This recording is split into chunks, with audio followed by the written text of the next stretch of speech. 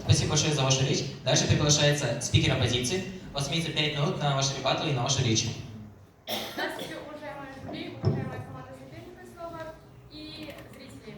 Хочу начать свое слово с ребатла, потому что у вас не была озвучена дефиниция, которая открывает поле, а это одна из главных составляющих обязанностей парламента, то есть вы не можете выполнить свою обязанность.